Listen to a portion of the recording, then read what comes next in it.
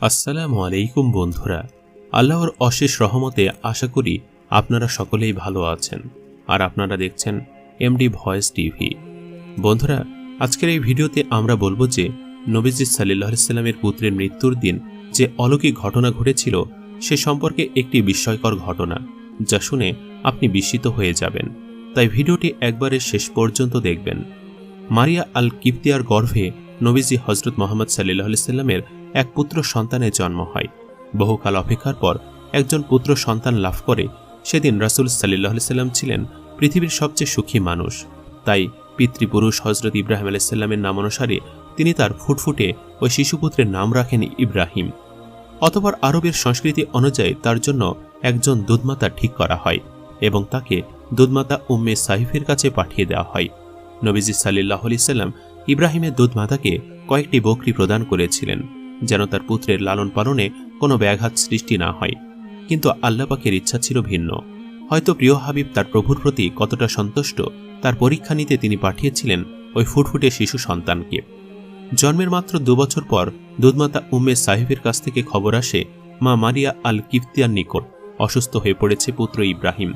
এই দুঃখজনক খবর শুনে মা মারিয়া অসুস্থ সন্তানকে নিজের গৃহে নিয়ে আসেন এবং দিনরাত সেবা করতে থাকেন। কিন্তু কিছুতেই তার উন্নতি হয় না, বরং ক্রমশ খারাপ হতে থাকে ইব্রাহিমের শারীরিক অবস্থা যখন একেবারে গুরুতর, তখন খবর পাঠানো হয় রাসূল সাল্লাল্লাহু আলাইহি সাল্লামের কাছে। এ সংবাদ বজ্রপাতের মতো আঘাত হানে রাসূল পাক সাল্লাল্লাহু আলাইহি সাল্লামের হৃদয়ে। ক্ষণিকের জন্য তার পা দুটি শরীরের ভার বহন করতে অক্ষম হয়ে পড়ে। তাই আব্দুর রহমান ইবনে আউফ রাদিয়াল্লাহু তাআলা আনহুর কাঁধে হাত রেখে কম্পিত হয়ে তিনি ছুটে যান মারিয়া আল কিপ্তিয়ার ঘরে। সেখানে গিয়ে আল্লাহর নবী যখন তার শিশুপুত্রকে কোলে তুলে নেন, ততক্ষণে মৃত্যু পথযাত্রী শিশু ইব্রাহিম। পুত্রের বিচ্ছেদ বেদনার আশঙ্কা তাকে অসাড় করে তোলে। তার চোখ অশ্রুতে ভরে আসে আর নিঃশ্বাস রুদ্ধ হয়ে ওঠে। শ্বাসরুদ্ধ কণ্ঠে তিনি বললেন, হে ইব্রাহিম, আল্লাহর ইচ্ছার বিরুদ্ধে আমরা আজ তোমার কোনো উপকারে করতে পারব না। নবীজির চোখ থেকে গড়িয়ে পড়ে অশ্রুধারা। অবিরাম কান্নায় ভেঙে পড়েন মা মারিয়া আল কিপ্তিয়া। অতঃপর পিতার কোলে শায়িত শিশুটি ধীরে ধীরে মৃত্যুর করে ঢলে পড়ে। নবীজি সাল্লাল্লাহু আলাইহি সাল্লাম প্রিয় পুত্রের মুখের দিকে তাকিয়ে উচ্চারণ করেন বিষাদ বাক্য, হে ইব্রাহিম, যদি নিশ্চিত না জানতাম যে আমরা পুনরায় মিলিত হব, তাহলে আজ আমরা তোমার জন্য আরও বেশি দুঃখ পেতাম। এক মুহূর্ত পর যখন শিশুপুত্রের হৃদস্পন্দন বন্ধ হয়ে যায়, তখন তিনি বললেন, হে ইব্রাহিম, আজ আমাদের চোখ অশ্রুতে পূর্ণ, আজ আমাদের হৃদয় ব্যথায় কাতর, কিন্তু আমাদের প্রভুকে খুশি করা ছাড়া আমাদের আর কিছুই করার নেই। হে আমার পুত্র, আজ আমাদেরকে শোকের সাগরে ভাসিয়ে তুমি চলে গেলে। পুত্র ইব্রাহিমের মৃত্যুতে মারিয়া আল কিপ্তিয়ার ঘরে সেদিন মাতম উঠেছিল। লোকেরা দলে দলে ছুটে আসতে থাকে মারিয়ার ঘরের নিকট। আর তখনই ঘটে এক বিস্ময়কর ঘটনা। লোকেরা দেখতে পায় ধীরে ধীরে কি এক অন্ধকার যেন গ্রাস করে নিচ্ছে প্রকৃতিকে। অতঃপর আকাশের দিকে তাকিয়ে তারা দেখে এক অন্ধকার ছায়া গ্রাস করে নিচ্ছে সূর্যকে। লোকেরা চিৎকার করে ওঠে। তারা বলে, নবীজির পুত্র মারা গিয়েছে। তোমরা দেখো, ইব্রাহিমের মৃত্যু সূর্যকে ঢেকে দিয়েছে।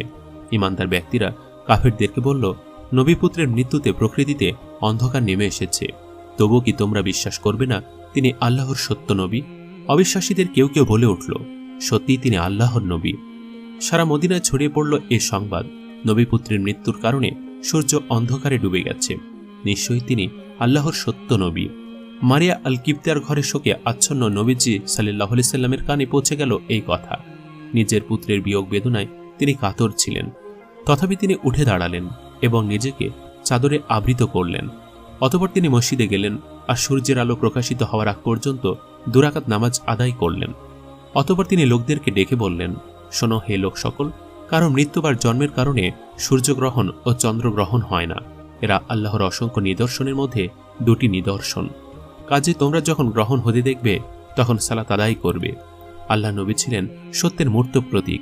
কখনো কোনোদিন একটি বারের জন্য তার মুখ দিয়ে মিথ্যা উচ্চারিত হয়নি।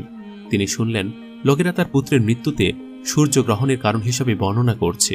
যারা তাকে নবী হিসাবে বিশ্বাস করত না, তারাও তাকে বিশ্বাস করতে শুরু করেছে। নিঃসন্দেহে এতে তার অনুসারীর সংখ্যা বৃদ্ধি পাবে। কিন্তু তিনি জানতেন তাদের এই বিশ্বাসের ভিত্তি মিথ্যা। তাই তিনি তার সাথীদেরকে বললেন, আমার পুত্র মারা গিয়েছে আল্লাহর ইচ্ছায়, আর সূর্যগ্রহণ আল্লাহ পাকের এক প্রাকৃতিক নিদর্শন।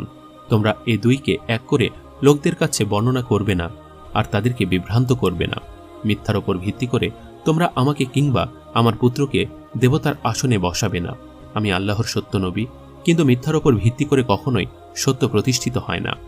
অতীতে বহুবার সূর্যগ্রহণ ঘটেছে, ভবিষ্যতেও ঘটবে, তবে এর সাথে কারো মৃত্যু বা জন্মের সম্পর্ক নেই।